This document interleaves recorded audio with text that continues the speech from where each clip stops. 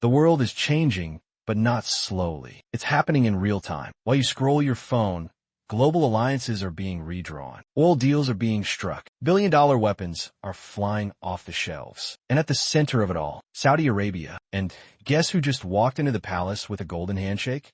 Donald J. Trump. This isn't just a diplomatic visit. This is a high-stakes chess move. And the board? It's the global economy, oil markets, military contracts, and the future of global power itself. Welcome to Chapter 1, the shifting sands of global politics. Let's break this down. For decades, the United States and Saudi Arabia have had a transactional relationship.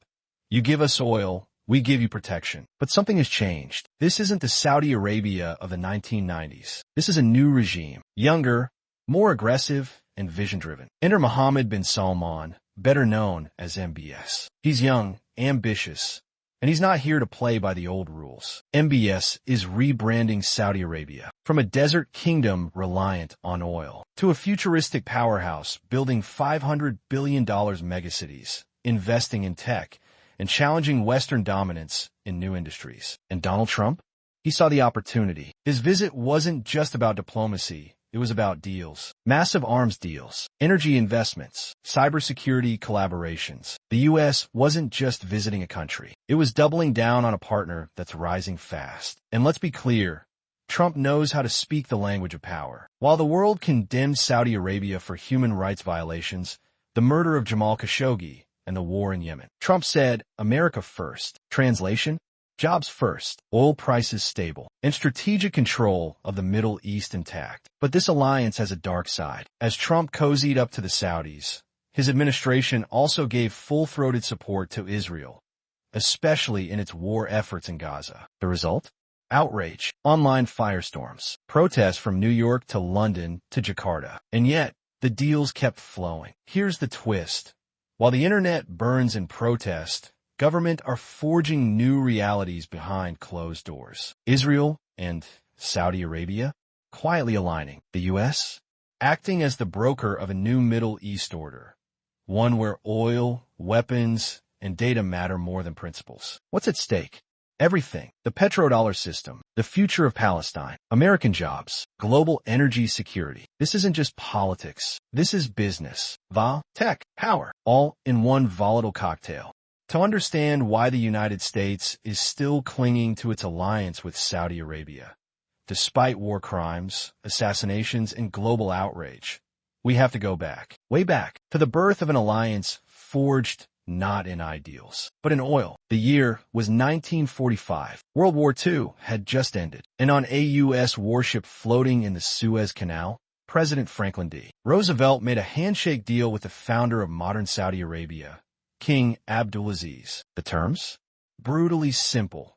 You give us oil, we'll give you protection. That's it. No democracy, no freedom, just barrels and bullets. This deal gave birth to the petrodollar system. America would protect the House of Saud, and in return, Saudi Arabia would only sell oil in U.S. dollars, creating artificial demand for the greenback worldwide. The U.S. could now print money and buy energy with it. That's not power, that's empire. But the alliance wasn't always smooth. In the 1970s, Saudi Arabia and OPEC slapped the West with an oil embargo in retaliation for supporting Israel during the Yom Kippur War. Gas prices quadrupled. Americans panicked. Inflation soared. Washington got the message. Saudi Arabia wasn't just a partner. It was a kingmaker. Then came the Cold War. The U.S. and Saudi Arabia worked hand in glove to funnel weapons to Afghanistan's Mujahideen to fight the Soviets. Yes, the same jihadist networks that would later morph into Al-Qaeda. The logic? The enemy of my enemy is my asset. But on September 11th, 2001, everything changed. 15 of the 19 hijackers were Saudi nationals. And yet, Saudi Arabia didn't become a target. Iraq did. Afghanistan did. But the kingdom? Untouched. Planes were grounded, except for one. The private jets flying Saudi royals out of the U.S. Why? Because the U.S. couldn't afford to rupture the oil for dollars pipeline. Because Boeing, Raytheon, ExxonMobil, and Goldman Sachs all had too much skin in the game. And because the American economy was still floating, literally, on Saudi crude. Barack Obama tried to shift gears. He courted Iran with a nuclear deal. He tried to pivot to Asia. But behind the scenes, he still sold weapons to Saudi Arabia. And the Saudis? They used them to wage war in Yemen. A war that has killed tens of thousands of civilians. A war backed by U.S. planes, logistics, and bombs. This is the dark equation. More war means more profits. And as long as the Saudis keep buying, Washington keeps selling. Human rights? Democracy? Just slogans. Behind closed doors, it's always been about oil, money, and leverage. Then came MBS, the crown prince with a ruthless vision. He tightened ties with Trump, cracked down on dissent, consolidated power with an iron grip. And after the tragic killing of U.S.-based journalist Jamal Khashoggi, reportedly inside a Saudi consulate, the world watched in disbelief. Intelligence agencies pointed fingers, but billions were at stake, and the silence was deafening. In public, they talk about reform, modernization, women driving. But in private, it's still the same transactional bond. Cash for complicity, dollars for denial. So the next time someone asks, why does the U.S. support Saudi Arabia no matter what? The answer is simple. It's not about values. It never was. It's about money, oil, and global power. But here's the twist. The world is changing. New players are rising.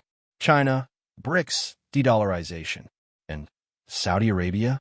It might not be America's loyal partner forever.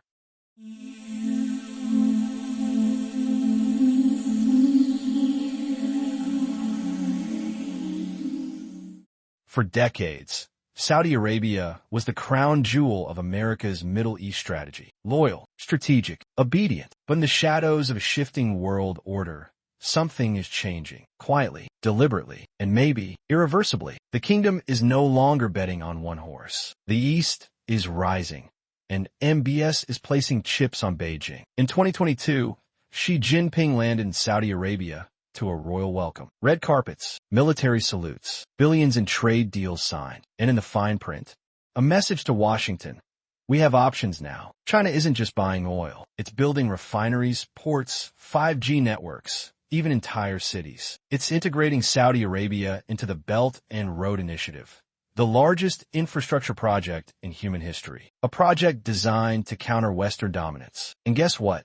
Riyadh is all in. Meanwhile, the U.S. sends arms and lectures. China sends investments and engineers. One sells control. The other offers collaboration. The message to MBS?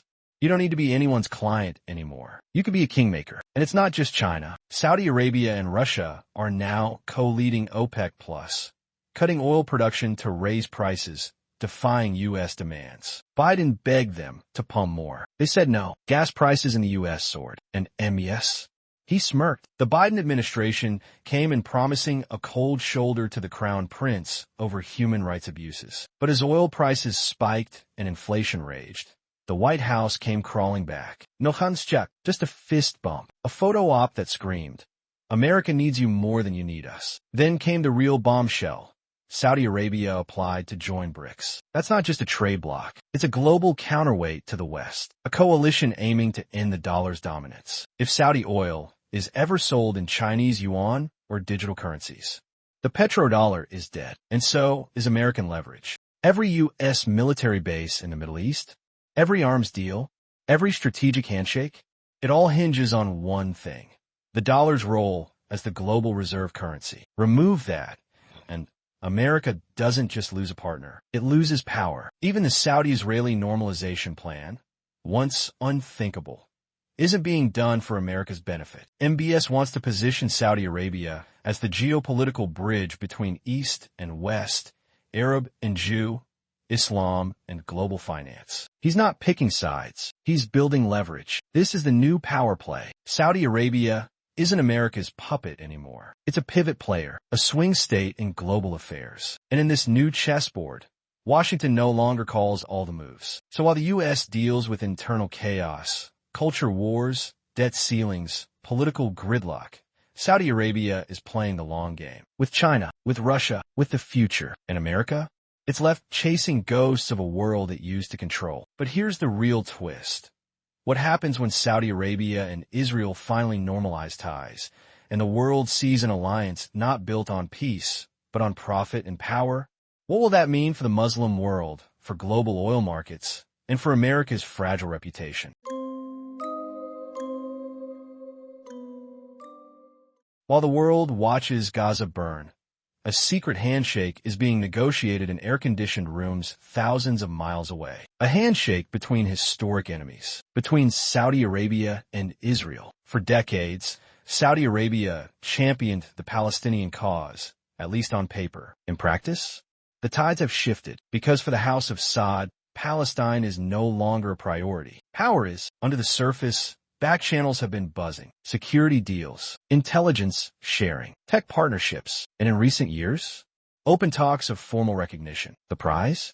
A strategic alliance that reshapes the entire Middle East. Saudi Arabia is building Neom, its $500 billion futuristic megacity. But a megacity needs partners, investors, innovation. Israel, with its booming tech sector, offers exactly that. And in return, Israel wants legitimacy, acceptance in the Arab world, and an ally in the war of narratives. But here's the contradiction.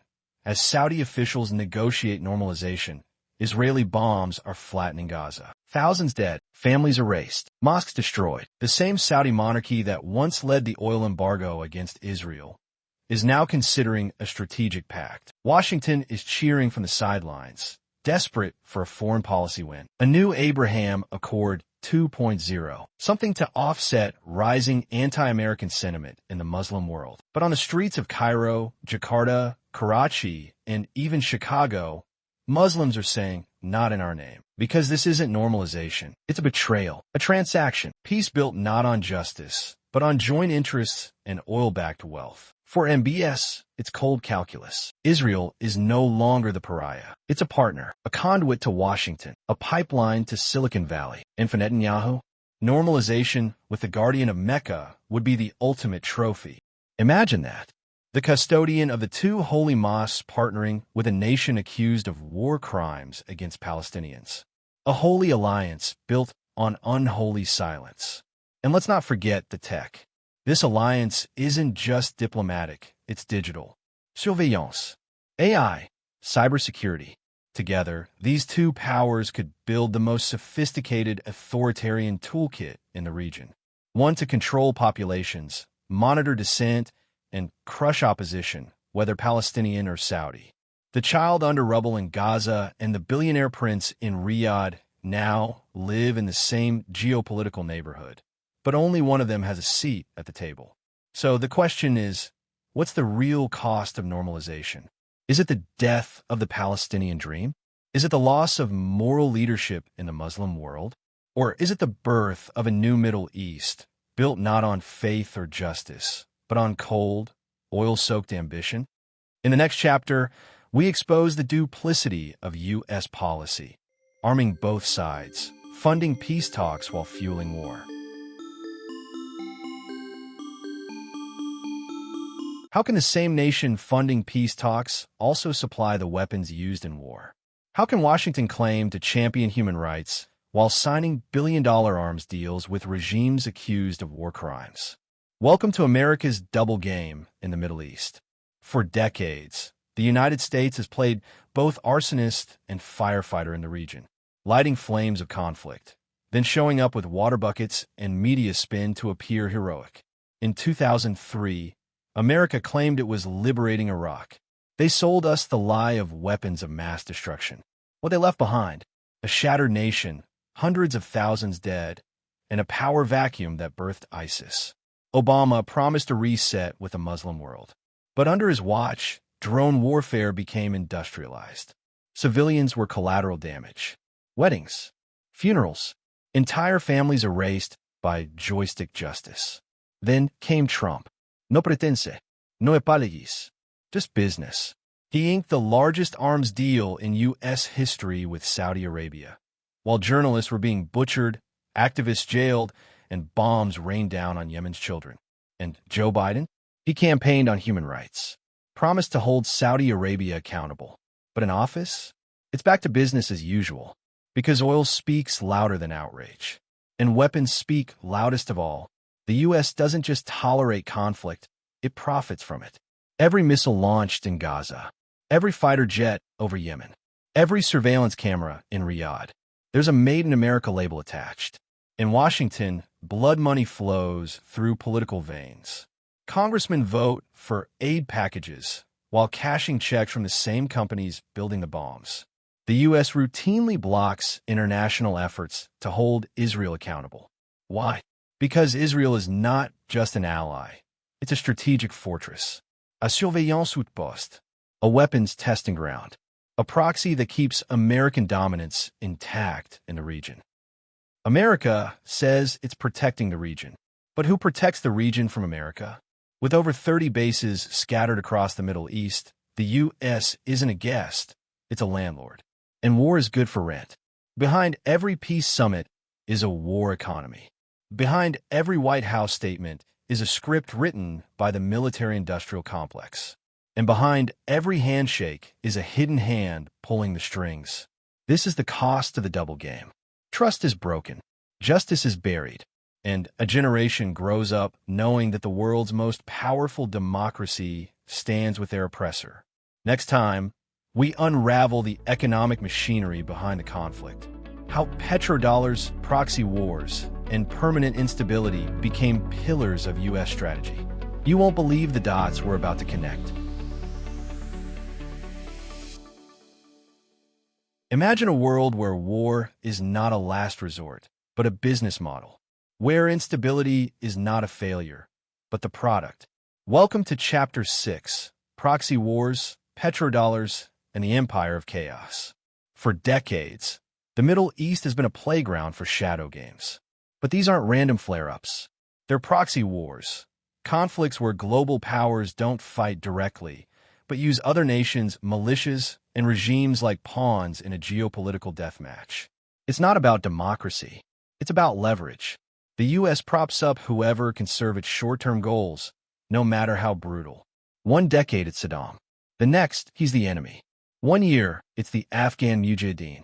A few years later, it's the war on terror. The U.S. doesn't need boots on the ground to exert control.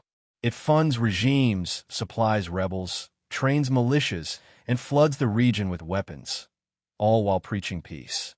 And it's not just about war. It's about petrodollars. Since the 1970s, America struck a devil's bargain with Saudi Arabia. Price oil in U.S. dollars. And in return, we'll protect the kingdom, no matter what. This deal gave birth to the petrodollar system. Every nation buying oil had a first by U.S. dollars. That means constant demand for the dollar. That means America can print wealth out of thin air, while others bleed for it. Wars in the Middle East? They keep oil prices volatile. Volatility keeps the dollar in demand. Demand fuels U.S. financial dominance. It's a cycle, a trap, a self-sustaining empire of chaos. Every time a conflict ignites in the region, defense contractors cash in, oil traders cash in. Washington tightens its grip, and the people of the Middle East? They're just collateral. This isn't conspiracy, it's strategy. A calculated formula where peace isn't profitable and disorder is monetized. Think tanks call it managed instability. The rest of us call it hell. The CIA's own papers show decades of interventions. Regime changes, disinformation campaigns, false flags. When Iraq got too independent, it was invaded. When Libya challenged Western oil deals, Gaddafi was erased. They called it humanitarian intervention. But today, Libya is a failed state, a slave market, a testament to what happens when U.S. imperialism wears a mask of morality. Laughs in Washington, blood on the sand. But now the game is changing. U.S. hegemony isn't uncontested anymore. Russia is in Syria. Iran is in Iraq. China is building roads through the Gulf. The empire is no longer alone on the board. The petrodollar is under threat. Saudi Arabia flirts with China and Russia. The Middle East is diversifying its allegiances. And for Washington, that's dangerous. Very dangerous. So what does the empire do when it loses grip? It escalates. It sabotages peace. It destabilizes emerging alliances. Because for the empire to thrive, the region must burn.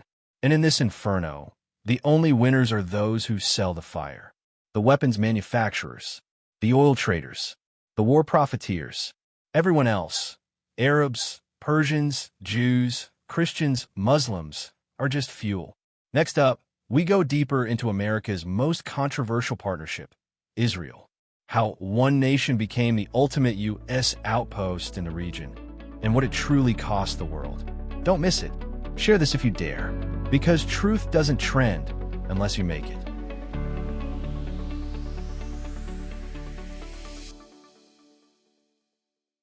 In a region drowning in chaos, one country stands with unmatched military might, unquestioned U.S. backing, and an intelligence network that rivals global superpowers. Since its founding in 1948, Israel has enjoyed unwavering U.S. support. But this isn't just about shared values or historical guilt. No, this is strategy. Cold, calculated strategy. Every time Israel fought, America armed. Every time Israel bombed, Washington defended. Why? Because Israel is more than an ally. It's a forward operating base disguised as a democracy. The U.S. doesn't just give Israel money, it gives it superiority. $3.8 billion a year. Access to top-tier weapons. Intelligence sharing. UN vetoes. Diplomatic shields. And in return, Israel does what no Arab client state ever could. Enforce Western interests without shame.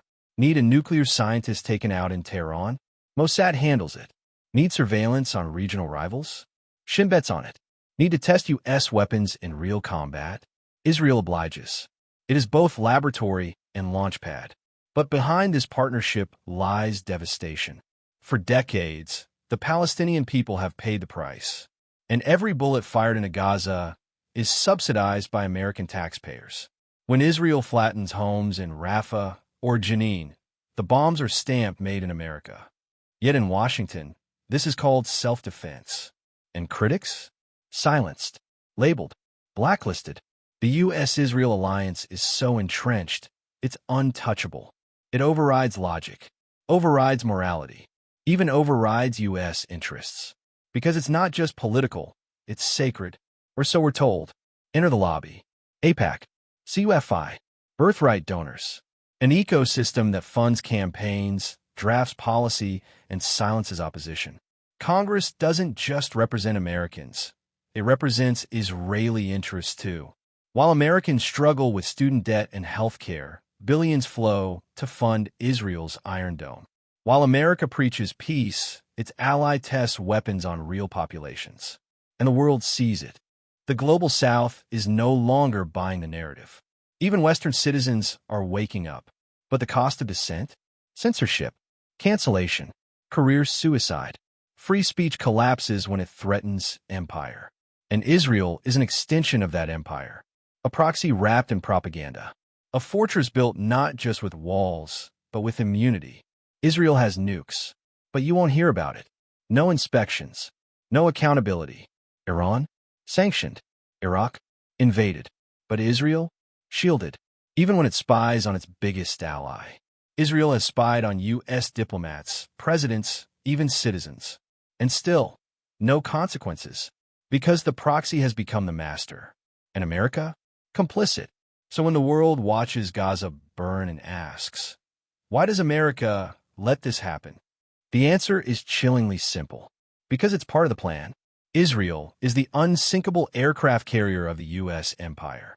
A Middle East bulldog that never hesitates to bite. And until that role is challenged, the region may never know peace. In our next chapter, we'll explore how the Western media, politicians, and institutions became tools of suppression, complicit in covering genocide with sanitized headlines. Don't miss it. This isn't just a video. It's the story they never wanted told.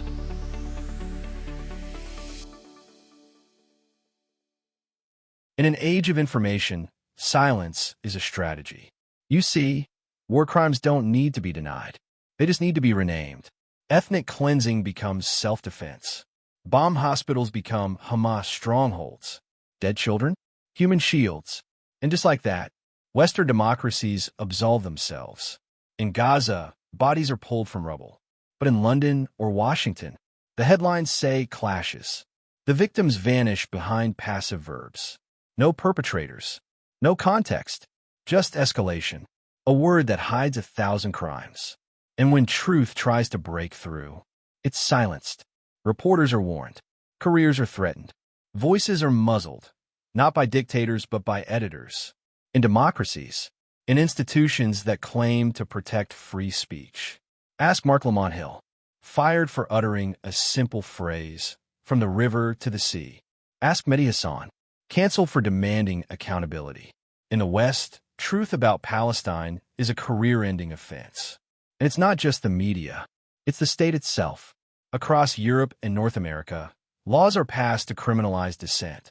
Anti-BDS laws, anti-hate speech, bills that equate advocacy for Palestinians with extremism. Peaceful protests are banned. Palestinian flags are called provocative. And speaking out, suddenly, you're a terrorist sympathizer. In the land of liberty, dissent is a threat. Academics silenced. Students doxxed. Celebrities blacklisted. Even Instagram stories get shadow banned.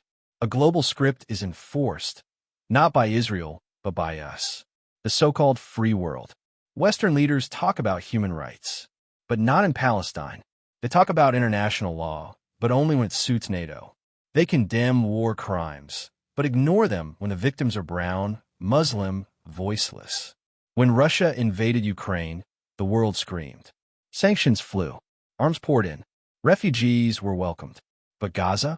Gaza is different. Why? Because empathy in the West is racialized, conditional, political. As Gaza starves, the West cuts off lifelines. UN agencies defunded. Humanitarian pleas ignored. And when the death toll surpasses 30,000, the only response is more weapons, more vetoes, more silence. In the UN, the world begs for a ceasefire. But one country, America, blocks it again and again, because silence isn't just complicity, it's policy. And yet, millions resist. On TikTok, on the streets, on campuses. The people know. The truth leaks through the cracks. But the institutions? They're built to look away. So the question isn't just, why is the West silent? The question is, what is it hiding? And the answer is everything. In the next chapter, we'll dive into the financial pipelines between Saudi Arabia and the West, and how oil money greases the gears of global hypocrisy.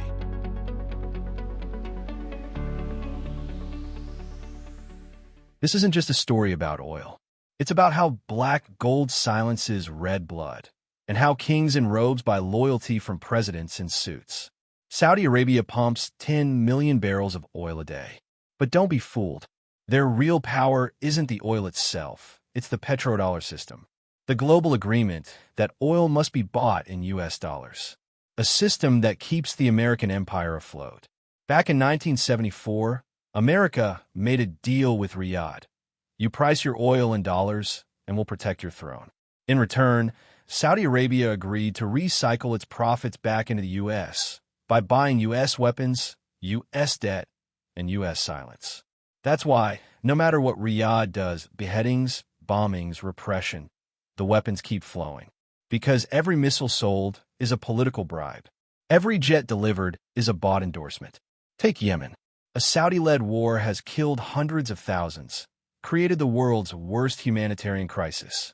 But the US and UK keep arming the kingdom. Why?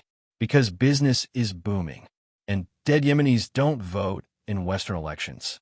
MBS is called a reformer, a visionary. The West loves his Vision 2030. But behind the PR campaign is a man who crushed dissent, murdered Jamal Khashoggi, and funds dictatorships across the Muslim world. And yet, no sanctions, no condemnation. They sold us a new Saudi Arabia, liberal, clean, futuristic. But behind every glossy expo ad is a silenced activist. Behind every Innion blueprint is a displaced tribe. And behind every handshake is a check. From Wall Street to Silicon Valley, from Ivy League universities to Hollywood studios, the Saudi checkbook opens doors. Professorships, board seats, investment rounds, all purchased, all pliant. They don't need an army. They bought the companies. They don't need diplomats. They bought the think tanks. And they don't need propaganda because they bought the media too. This is why you don't hear about Saudi airstrikes. or jailed poets, or tortured activists. Because criticizing Israel gets you canceled, but criticizing Saudi Arabia gets you erased. And here's the kicker. As the world condemns Israel's war in Gaza, Saudi Arabia inches closer to normalization. The same kingdom that once called for Palestinian liberation now plays middleman for apartheid. Why? Because Tel Aviv and Riyadh share one goal: control without accountability. Make no mistake, the U.S. doesn't protect Saudi Arabia for free. It uses the kingdom as a forward base. For drones, for surveillance, for strategic dominance over the Middle East. In return, Saudi Arabia gets a blank check. And when the people rise, when activists expose the truth, they're labeled extremists, or terrorists, or simply ignored. Because the Real terrorists wear tuxedos and hold IPO roadshows in Davos. So the next time a Western leader talks about human rights, ask them about Yemen. Ask them about Jamal Khashoggi. Ask them about MBS. And then follow the money. Because in this world, war isn't waged with bullets alone. It's funded with Petrodollars and protected by puppets.